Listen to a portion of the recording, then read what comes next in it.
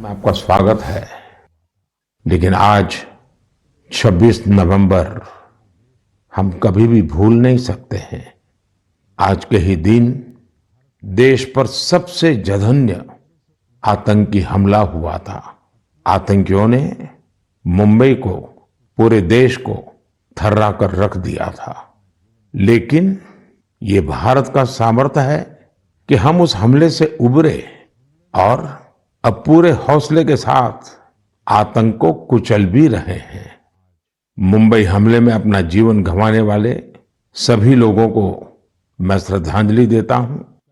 इस हमले में हमारे जो जांबाज वीरगति को प्राप्त हुए, देश आज उन्हें याद कर रहा है।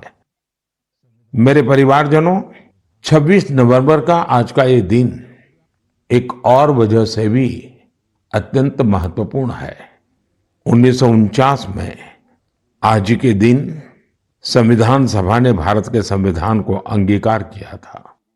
मुझे याद है जब साल 2015 में हम बाबा साहब आम्बेडकर की 125वीं जन्म जयंती मना रहे थे, उसी समय ये विचार आया था कि 26 नवंबर को संविधान दिवस के तौर पर मनाया जाए।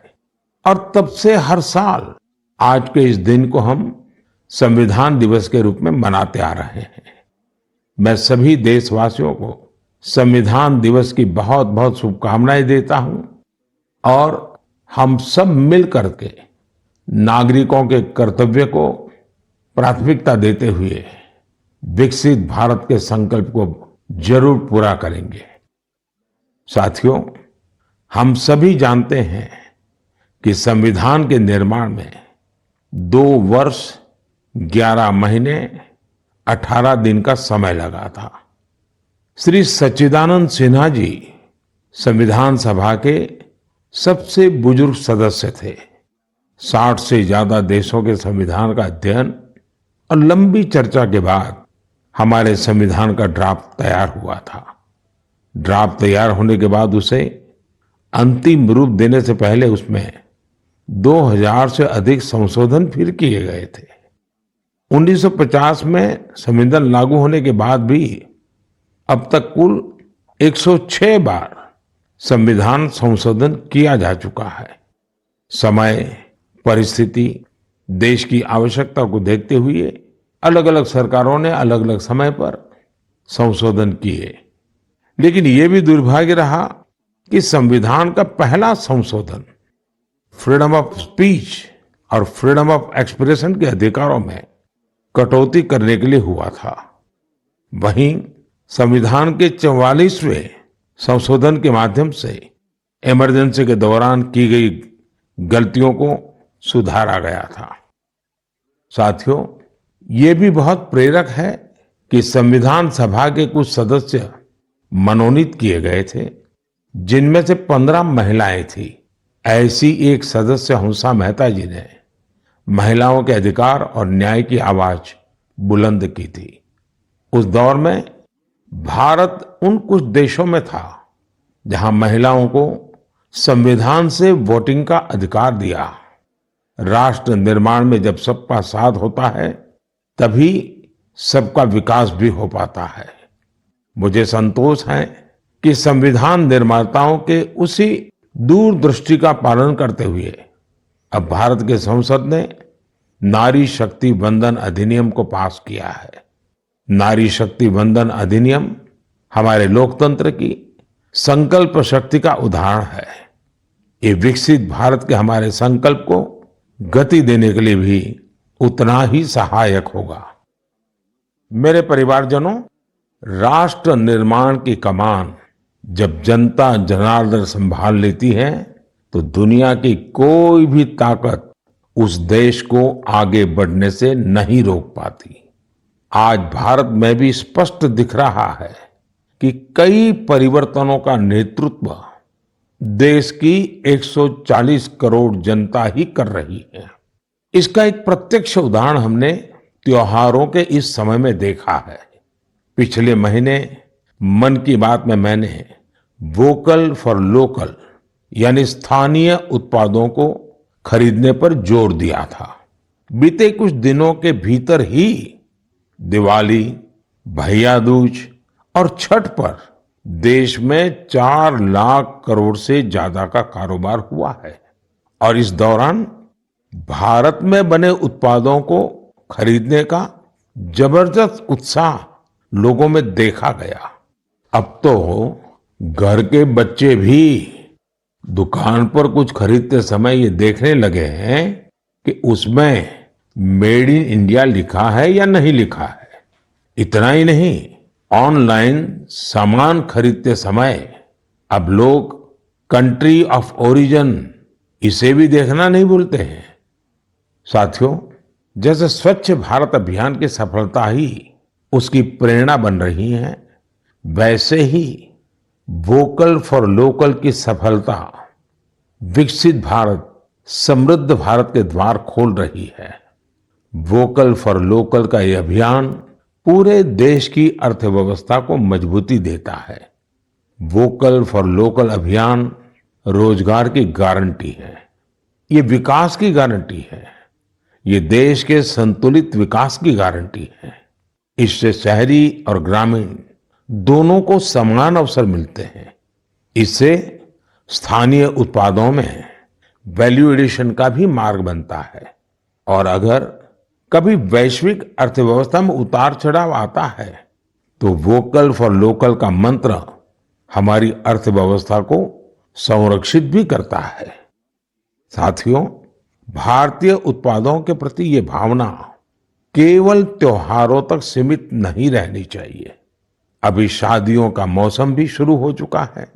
कुछ व्यापार संगठनों का अनुमान है कि शादियों के इस सीजन में करीब 5 लाख करोड़ रुपए का कारोबार हो सकता है।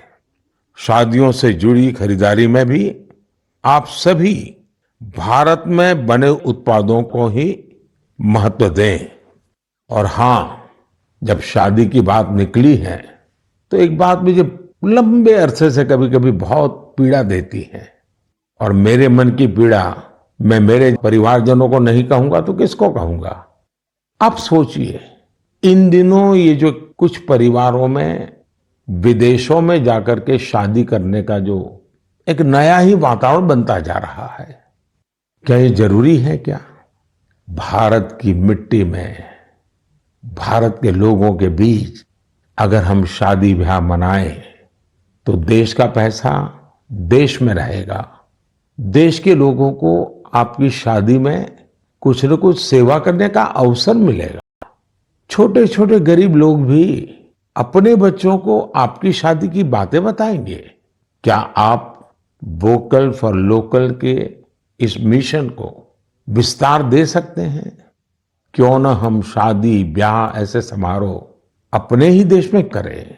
हो सकता है आपको चाहिए वैसी व्यवस्था आज नहीं होगी, लेकिन अगर हम इस प्रकार के आयोजन करेंगे तो व्यवस्थाएं भी विकसित होगी। ये बहुत बड़े परिवारों से जुड़ा हुआ विषय है। मैं आशा करता हूं मेरी ये पीड़ा उन बड़े बड़े परिवारों तक जरूर पहुंचेगी। मेरे परिवारजनों, त्योहारों के इस मौसम में एक और बड़ा ट्रेंड देखने को मिला है। ये लगातार दूसरा साल है जब दीपावली के अवसर में कैश देकर कुछ सामान खरीदने का प्रचलन धीरे धीरे धीरे कम होता जा रहा है। यानी अब लोग ज्यादा से ज्यादा डिजिटल पेमेंट कर रहे हैं। ये भी बहुत उत्साह बढ़ाने वाला है। आप एक और काम कर सकते हैं। आप तय करिए कि 1 महीने तक आप यूपीआई से या किसी डिजिटल माध्यम से ही पेमेंट करेंगे, कैश पेमेंट नहीं करेंगे। भारत में डिजिटल क्रांति की सफलता ने इसे बिल्कुल संभव बना दिया है। और जब 1 महीना हो जाए तो आप मुझे अपने अनुभव, अपनी फोटो जरूर शेयर करिएगा। मैं अभी से आपको एडवांस में अपनी शुभकामनाएं देता हूं। मेरे परिवारजनों, हमारे युवा साथियों ने देश को एक और बड़ी खुशखबरी दी है जो हम सभी को गौरव से भर देने वाली है। इंटेलिजेंस, आइडिया और इनोवेशन आज भारतीय युवाओं की पहचान है। इसमें टेक्नोलॉजी के कॉम्बिनेशन से उनकी इंटेलेक्चुअल प्रॉपर्टीज में निरंतर बढ़ोतरी हो, ये अपने आप में देश के सामर्थ्य को बढ़ाने वाली महत्वपूर्ण प्रगति है। आपको ये जानकर अच्छा लगेगा कि 2022 में भारतीयों के पेटेंट आवेदन में 31% से ज्यादा की बढ़ोतरी हुई है। वर्ल्ड इंटेलेक्चुअल प्रॉपर्टी ऑर्गेनाइजेशन ने एक बड़ी ही दिलचस्प रिपोर्ट जारी की है। ये रिपोर्ट बताती है कि पेटेंट फाइल करने में सबसे आगे रहने वाले टॉप 10 देशों में भी ऐसा पहले कभी नहीं हुआ। इस शानदार उपलब्धि के लिए मैं अपने युवा साथियों को बहुत बहुत बधाई देता हूं। मैं अपने युवा मित्रों को विश्वास दिलाना चाहता हूं कि देश हर कदम पर आपके साथ है। सरकार ने जो प्रशासनिक और कानूनी सुधार किए हैं, उसके बाद आज हमारे युवा एक नई ऊर्जा के साथ बड़े पैमाने पर इनोवेशन के काम में जुटे हैं। 10 वर्ष पहले के आंकड़ों से तुलना करें तो आज हमारे पेटेंट को 10 गुना ज्यादा मंजूरी मिल रही है। हम सभी जानते हैं कि पेटेंट से न सिर्फ देश की इंटेलेक्चुअल प्रॉपर्टी बढ़ती है, बल्कि इससे नए नए अवसरों के भी द्वार खुलते हैं। इतना ही नहीं, ये हमारे स्टार्टअप्स की ताकत और क्षमता को भी बढ़ाते हैं। आज हमारे स्कूली बच्चों में भी इनोवेशन की भावना को बढ़ावा मिल रहा है। अटल टिंकरिंग लैब, अटल इनोवेशन मिशन, कॉलेजों में इंक्यूबेशन सेंटर्स, स्टार्टअप्स इंडिया अभियान, ऐसे निरंतर प्रयासों के नतीजे देशवासियों के सामने हैं।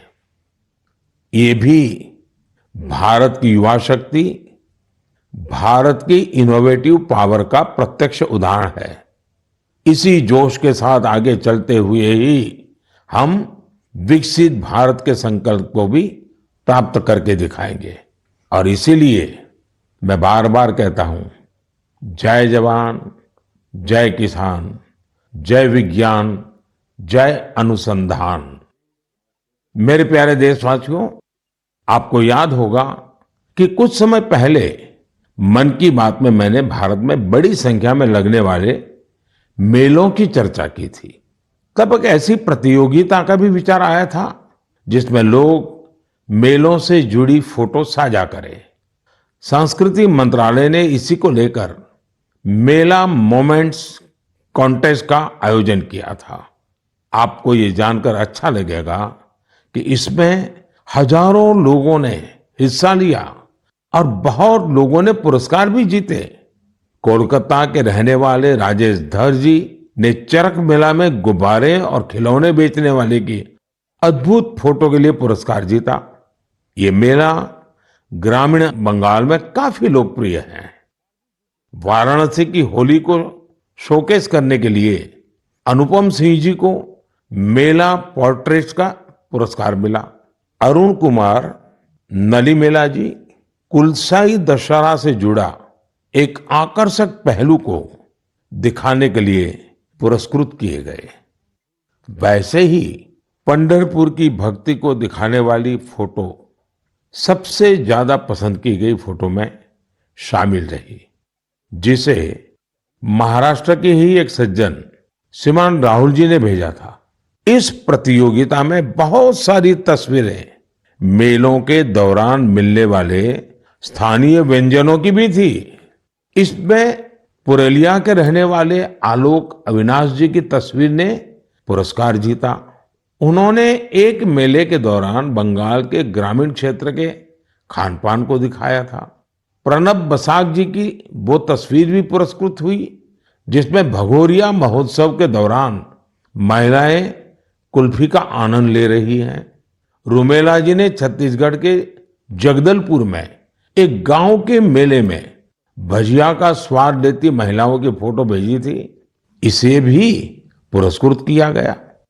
साथियों, मन की बात के माध्यम से आज हर गांव, हर स्कूल, हर पंचायत को ये आग्रह है कि निरंतर इस तरह की प्रतियोगिताओं का आयोजन करें। आजकल तो सोशल मीडिया की इतनी ताकत है, टेक्नोलॉजी और मोबाइल घर घर पहुंचे हुए हैं। आपके लोकल पर्व हो या प्रोडक्ट, उन्हें आप ऐसा करके भी ग्लोबल बना सकते हैं।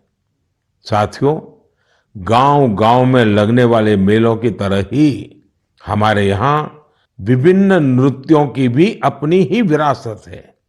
झारखंड, उड़ीसा और बंगाल के जनजातीय इलाकों में एक बहुत प्रसिद्ध नृत्य है जिसे छऊ के नाम से बुलाते हैं। 15 से 17 नवंबर तक एक भारत श्रेष्ठ भारत की भावना के साथ श्रीनगर में छऊ पर्व का आयोजन किया गया। इस कार्यक्रम में सबने छऊ नृत्य का आनंद उठाया।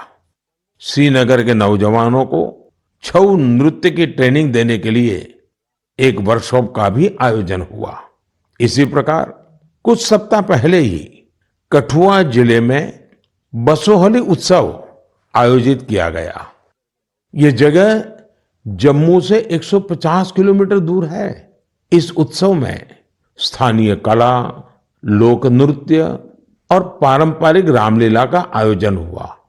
साथियों, भारतीय संस्कृति की सुंदरता को सऊदी अरब में भी महसूस किया गया। इसी महीने सऊदी अरब में संस्कृत उत्सव नाम का एक आयोजन हुआ। यह अपने आप में बहुत अनूठा था, क्योंकि ये पूरा कार्यक्रम ही संस्कृत में था। संवाद, संगीत, नृत्य, सब कुछ संस्कृत में। इसमें वहां के स्थानीय लोगों की भागीदारी भी देखी गई। मेरे परिवारजनों, स्वच्छ भारत अब तो पूरे देश का प्रिय विषय बन गया है।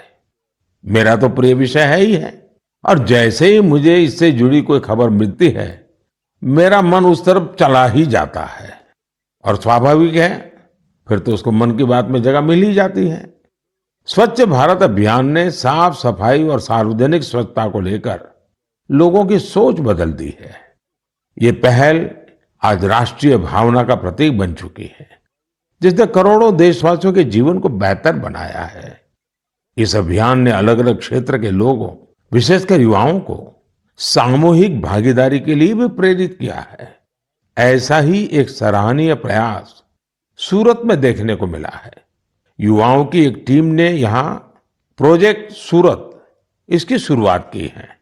इसका लक्ष्य सूरत को एक ऐसा मॉडल शहर बनाना है जो सफाई और सस्टेनेबल डेवलपमेंट की बेहतरीन मिसाल बने। सफाई संडे के नाम से शुरू हुए इस प्रयास के तहत सूरत के युवा पहले सार्वजनिक जगहों और डुमस बीच की सफाई करते थे। बाद में ये लोग तापी नदी के किनारों की सफाई में भी जी जान से जुट गए।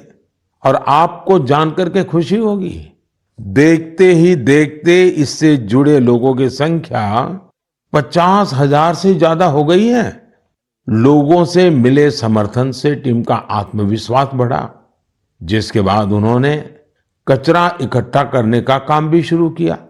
आपको जानकर हैरानी होगी कि इस टीम ने लाखों किलो कचरा हटाया है। जमीनी स्तर पर किए गए ऐसे प्रयास बहुत बड़े बदलाव लाने वाले होते हैं। साथियों, गुजरात से ही एक और जानकारी आई है। कुछ सप्ताह पहले वहां अंबाजी में भादरवी पूनम मेले का आयोजन किया गया था। इस मेले में 50 लाख से ज्यादा लोग आए। ये मेला प्रतिवर्ष होता है।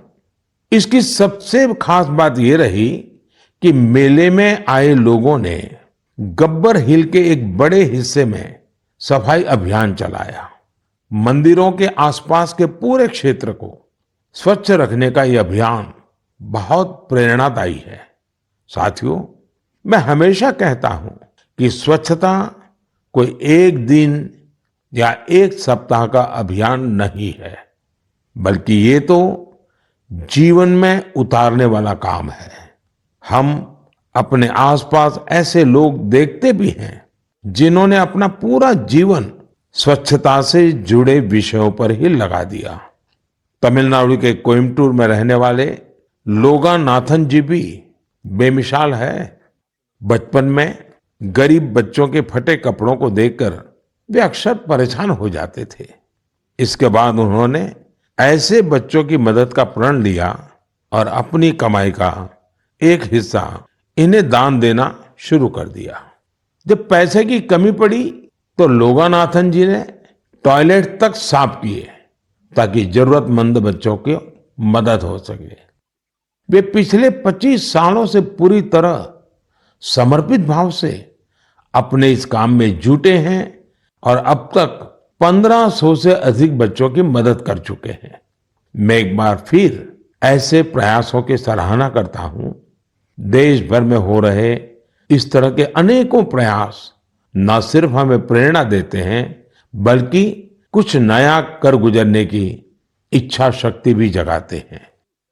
मेरे परिवारजनों, 21वीं सदी की बहुत बड़ी चुनौतियों में से एक है जल सुरक्षा। जल का संरक्षण करना जीवन को बचाने से कम नहीं है। जब हम सामूहिकता की इस भावना से कोई काम करते हैं तो सफलता भी मिलती है। इसका एक उदाहरण देश के हर जिले में बन रहे अमृत सरोवर भी है। अमृत महोत्सव के दौरान भारत ने जो 65,000 से ज्यादा अमृत सरोवर बनाए हैं वो आने वाली पीढ़ियों को लाभ देंगे। अब हमारा ये भी दायित्व है कि जहां जहां अमृत सरोवर बने हैं उनकी निरंतर देखभाल हो, वो जल संरक्षण के प्रमुख स्रोत बने रहें। साथियों, जल संरक्षण की ऐसी ही चर्चाओं के बीच मुझे गुजरात के अमरेली में हुए जल उत्सव का भी पता चला। गुजरात में 12 मास बहने वाली नदियों का भी अभाव है, इसलिए लोगों को ज्यादातर बारिश के पानी पर ही निर्भर रहना पड़ता है।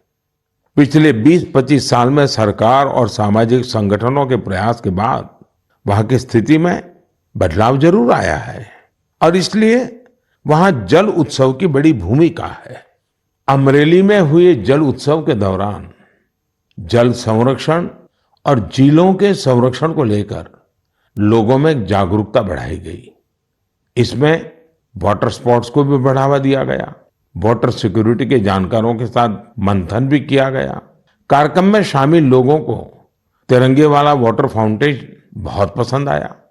इस जल उत्सव का आयोजन सूरत के डायमंड बिजनेस में नाम कमाने वाले सब्जी भाई धोड़किया के फाउंडेशन ने किया। मैं इसमें शामिल प्रत्येक व्यक्ति को बधाई देता हूं। जल संरक्षण के लिए ऐसे ही काम करने की शुभकामनाएं देता हूं। मेरे परिवारजनों, आज दुनिया भर में स्किल डेवलपमेंट के महत्व को स्वीकार्यता मिल रही है। जब हम किसी को कोई स्किल सिखाते हैं तो उसे सिर्फ हुनर ही नहीं देते बल्कि उसे आय का एक जरिया भी देते हैं। और जब मुझे पता चला कि एक संस्था पिछले 4 दशक से स्किल डेवलपमेंट के काम में जुटी है तो मुझे और भी अच्छा लगा। ये संस्था आंध्र प्रदेश के श्रीकाकुलम में है और इसका नाम बेल्जीपुरम यूथ क्लब है। स्किल डेवलपमेंट पर फोकस कर बेल्जीपुरम यूथ क्लब ने करीब 7,000 महिलाओं को सशक्त बनाया है। इनमें से अधिकांश महिलाएं आज अपने दम पर अपना कुछ काम कर रही है। इस संस्था ने बाल मजदूरी करने वाले बच्चों को भी कोई ना कोई हुनर सिखाकर उन्हें उस दुष्चक्र से बाहर निकालने में मदद की है। बेल्जीपुरम यूथ क्लब की टीम ने किसान उत्पाद संघ यानी एफपीओ से जुड़े किसानों को भी नई स्किल सिखाई, जिससे बड़ी संख्या में किसान सशक्त हुए हैं। स्वच्छता को लेकर भी यह यूथ क्लब गांव-गांव में जागरूकता फैला रहा है। इसने अनेक शौचालयों का निर्माण की भी मदद की है। मैं स्किल डेवलपमेंट के लिए इस संस्था से जुड़े सभी लोगों को बहुत बहुत बधाई देता हूं, उनकी सराहना करता हूं। आज देश के गांव-गांव में स्किल डेवलपमेंट के लिए ऐसे ही सामूहिक प्रयासों की आवश्यकता है। साथियों, जब किसी एक लक्ष्य के लिए सामूहिक प्रयास होता है तो सफलता की ऊंचाई भी और ज्यादा हो जाती है। मैं आप सभी से लद्दाख का एक प्रेरक उदाहरण साझा करना चाहता हूं। आपने पश्मीना शॉल के बारे में तो जरूर सुना होगा। पिछले कुछ समय से लद्दाखी पश्मीना की भी बहुत चर्चा हो रही है। लद्दाखी पश्मीना लुम्स ऑफ लद्दाख के नाम से दुनिया भर के बाजारों में पहुंच रहा है। आप ये जानकर हैरान रह जाएंगे कि इसे तैयार करने में 15 गांवों की 450 से अधिक महिलाएं शामिल हैं। पहले वे अपने उत्पाद वहां आने वाले पर्यटकों को ही बेचती थी, लेकिन अब डिजिटल भारत के इस दौर में उनकी बनाई चीजें देश दुनिया के अलग अलग बाजारों में पहुंचने लगी हैं। यानी हमारा लोकल अब ग्लोबल हो रहा है और इससे इन महिलाओं की कमाई भी बढ़ी है। साथियों, नारी शक्ति की ऐसी सफलताएं देश के कोने कोने में मौजूद है। जरूरत ऐसी बातों को ज्यादा से ज्यादा सामने लाने की है और ये बताने के लिए मन की बात से बेहतर और क्या होगा। तो आप भी ऐसे उदाहरणों को मेरे साथ ज्यादा से ज्यादा शेयर करें। मैं भी पूरा प्रयास करूंगा कि उन्हें आपके बीच ला सकूं। मेरे परिवारजनों, मन की बात में हम ऐसे सामूहिक प्रयासों की चर्चा करते रहे हैं जिनसे समाज में बड़े बड़े बदलाव आए हैं। मन की बात की एक और उपलब्धि ये भी है कि इसने घर घर में रेडियो को और अधिक लोकप्रिय बना दिया है। माय गॉव पर मुझे उत्तर प्रदेश में अमरोहा के राम सिंह बौद्ध जी का एक पत्र मिला है। राम सिंह जी पिछले कई दशकों से रेडियो संग्रह करने के काम में जुटे हैं। उनका कहना है कि मन की बात के बाद से उनके रेडियो म्यूजियम के प्रति लोगों की उत्सुकता और बढ़ गई है। ऐसे ही मन की बात से प्रेरित होकर अहमदाबाद के पास तीर्थ धाम प्रेरणा तीर्थ ने एक दिलचस्प प्रदर्शनी लगाई है। इसमें देश विदेश के 100 से ज्यादा एंटीक रेडियो रखे गए हैं। यहां मन की बात के अब तक के सारे एपिसोड्स को सुना जा सकता है। कई और उदाहरण हैं जिनसे पता चलता है कि कैसे लोगों ने मन की बात से प्रेरित होकर अपना खुद का काम शुरू किया। ऐसा ही एक उदाहरण कर्नाटक के चामराजनगर की वर्षा जी का है, जिन्हें मन की बात ने अपने पैरों पर खड़ा होने के लिए प्रेरित किया। इस कार्यक्रम के एक एपिसोड से प्रेरित होकर उन्होंने केले से जैविक खाद बनाने का काम शुरू किया। प्रकृति से बहुत लगाव रखने वाली वर्षा जी की ये पहल दूसरे लोगों के लिए भी रोजगार के मौके लेकर आई है। मेरे परिवारजनों, कल 27 नवंबर को कार्तिक पूर्णिमा का पर्व है। इसी दिन देव दीपावली भी मनाई जाती है और मेरा तो मन रहता है कि मैं काशी की देव दीपावली जरूर देखूं। इस बार मैं काशी तो नहीं जा पा रहा हूं, लेकिन मन की बात के माध्यम से बनारस के लोगों को अपनी शुभकामनाएं जरूर भेज रहा हूं। इस बार भी काशी के घाटों पर लाखों दिए जलाए जाएंगे, भव्य आरती होगी, लेजर शो होगा। लाखों की संख्या में देश विदेश से आए लोग देव दीपावली का आनंद लेंगे। साथियों, कल पूर्णिमा के दिन ही गुरु नानक देव जी का भी प्रकाश पर्व है। गुरु नानक जी के अनमोल संदेश भारत ही नहीं, दुनिया भर के लिए आज भी प्रेरक और प्रासंगिक है। यह हमें सादगी, सद्भाव और दूसरों के प्रति समर्पित होने के लिए प्रेरित करते हैं। गुरु नानक देव जी ने सेवा भावना, सेवा कार्यों की जो सीख दी, उसका पालन हमारे सिख भाई बहन पूरे विश्व में करते नजर आते हैं। मैं मन की बात के सभी श्रोताओं को गुरु नानक देव जी के प्रकाश पर्व की बहुत बहुत शुभकामनाएं देता हूं। मेरे परिवारजनों, मन की बात में इस बार मेरे साथ इतना ही। देखते ही देखते 2023 समाप्ति की तरफ बढ़ रहा है और हर बार की तरह हम आप ये भी सोच रहे हैं कि अरे इतनी जल्दी ये साल बीत गया। लेकिन ये भी सच है कि ये साल भारत के लिए असीम उपलब्धियों वाला साल रहा है और भारत की उपलब्धियां हर भारतीय की उपलब्धि है। मुझे खुशी है कि मन की बात भारतीयों की ऐसी उपलब्धियों को सामने लाने का एक सशक्त माध्यम बना है। अगली बार देशवासियों की ढेर सारी सफलताओं पर फिर आपसे बात होगी। तब तक के लिए मुझे विदा दीजिए। बहुत बहुत धन्यवाद। नमस्कार।